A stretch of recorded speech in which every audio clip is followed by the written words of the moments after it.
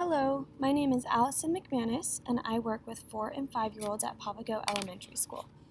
I reviewed 50 books, and this is what I found. Male and female characters were nearly even, with 26 male characters and 27 female. As for main characters, there were 14 female and 12 male. I was surprised to see that there were more female characters than male, as that is usually not the case. There were 16 non-human characters, 2 female, 4 male. This was the only case where there were more males, but the other 10 characters could have gone either way. There was a wide variety of different races in the books. Many books had Black or African American in it, but only 7 where they were the main character. There were 19 white characters and 12 white main characters, making it the most prevalent in the 50 books. Latinx characters were in 13 books total, but only 3 of them were main characters.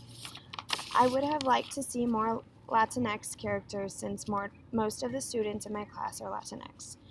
I was surprised to see that there was a book specifically featuring an Asian female. There were 19 non-human characters, and the least represented race was Native characters, with only 6 characters in all 50 books. All of my students live in an urban area of Phoenix. Arizona is also a desert, so I was surprised to see only 4 books were in an urban setting and there were no books set in the desert. Most books were set in a suburban or rural area. I saw a lot of books with a countryside setting.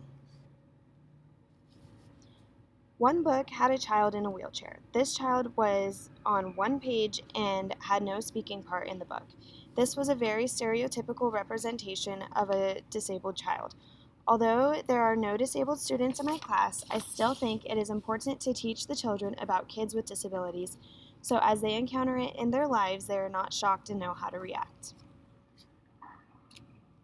There was a wide variety of family structure represented in the books. Many of them had parents with more than 3 kids. A lot of them had grandparents in their home, which is something that is realistic and common in today's families. A book that stood out to me was a child that was upset because it was just her and her mom going to a family event at school. At the end of the book, she realized there are many different family structures and no family was normal.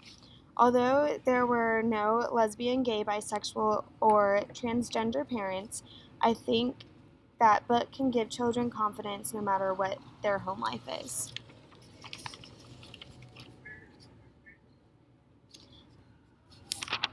At school, I have roughly 7 of the 15 Latinx students speaking Spanish. At home, I'm sure that number is higher. 15 books had Spanish-speaking characters or were translated into Spanish. In their library, I struggled to find English books and opted for those when I did find them so I would be able to understand them. Because of this, the representation was swayed. Their library is heavily populated with books in Spanish. One book was written in Spanish but also translated into Chinese. I enjoyed that the book was able to show the Spanish-speaking and reading students a small part of Asian culture. I was not surprised when only one book represented religion. Since this is a public school, there was one book with a man wearing a yarmulke on the cover. Later in the book, it seems as though the boy is writing in Hebrew. Those were the only signs in the book that represented the Jewish culture. Overall, the books were more mirrors than windows for the students. The female-to-male ratio was similar to what was in the classroom, although many books were written in Spanish. The characters were still different races because the books were just translated from English. I would have liked to see more Latinx representation.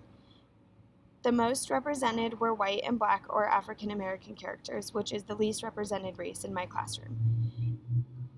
I would have also liked to see more disabled children represented in ways other than a wheelchair and also as main characters as a window for the students.